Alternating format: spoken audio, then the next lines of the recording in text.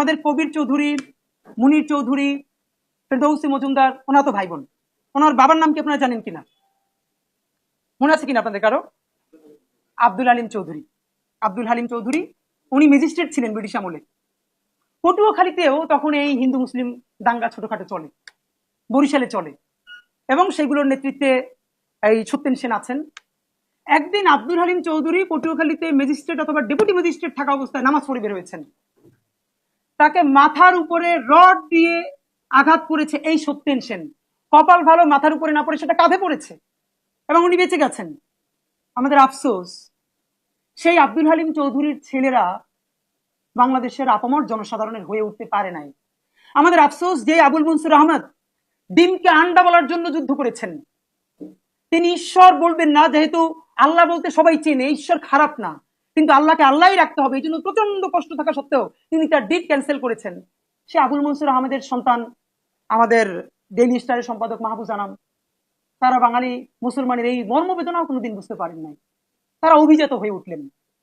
আমার মানে খুব ইচ্ছা হয় যে অন্তত আবুল মনসুর আহমেদ বা আব্দুল আলিম চৌধুরী ওনারা ওনাদের ছেলে মেয়েদের এই গল্প দেখেন কিনা।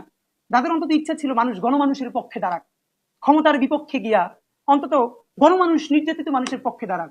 আফসোস হলো আজকে তাদের সন্তানরা সেই এলিট শ্রেণীর পক্ষে, যারা বাংলাদেশের শাপলা নাম দিয়ে, তারা গরিব, তাদের ক্ষমতায় স্টেক নাই, কাট প্রমিত বাংলা বলতে পারে না, ইংলিশ বলতে পারে না, এই জন্য তাদেরকে শাপলায় গণহত্যা করে ফেলে যায়।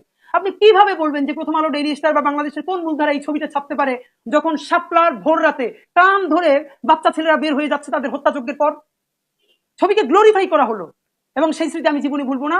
ঢাকা বিশ্ববিদ্যালয়ের রামপুরের শ্রাবণ বাসে আমি সেদিন সকালে আসছি। আমি দোতলায় বাসে, আপনারা জানেন ডাবল ডেকারে দোতলায় ছেলেরা বসে, সবাই পত্রিকা পড়ছে। কওমি মাদ্রাসার ছোট ছোট ছেলেরা আসলো, তাদেরকে কান ধরে বের করা হলো শাহবাগে, শাপলা থেকে ভোর রাতে। ঢাকা বিশ্ববিদ্যালয়ের ছাত্ররা একবার এই প্রশ্ন করা শিখলো না, তারা যদি ক্ষমতাও দখল করতে আসে শহরে, সে কে? সেই রাষ্ট্রের ট্যাক্স পেয়ার, সে নাগরিক, সে আরবান ক্লাস না হোক, সে এলিট না হোক, এই রাষ্ট্রকে ভ্যাট দেয়, ট্যাক্স দেয়। Who gave you the right to kill him? কে তোমাকে তাকে হত্যা করার অনুমতি দিল? তাকে তুমি ডিল করো, আটকাই রাখো, সমঝোতা করো। এর মানে গরিবের রক্তের কোনো দাম নাই। আমি জীবনে ভুলবো না, ঢাকা বিশ্ববিদ্যালয়ের প্রতি আমার সমস্ত ধরনের শ্রদ্ধা, ভালোবাসা সেদিন নষ্ট হয়ে গেছে যেদিন দেখলাম ঢাকা বিশ্ববিদ্যালয়ের ছাত্ররা সেই কান্তারা ছবি নিয়ে আনন্দ করতেছে। মুন্সি মোল্লা ঢাকা দখল করতে আইছিল, আমরা তখন সেদিন শপথ নিয়েছিলাম এই মুন্সি মোল্লা আইছিল এই কথারই আমরা বাংলাদেশের শুদ্ধ কথা বানাবো, যেটা আল মাহমুদ বানাইছিলেন। আমরা শাহবাগী থেকে ফ্রেন্ড করি এই কাজগুলোকে। আপনি আপনার শত্রু বলে তারা শুট করে ফেলবেন? আপনি এই নাগরিক প্রশ্ন তুলবেন না যে তোমাকে হত্যার অধিকার করা তাকে কে দিল?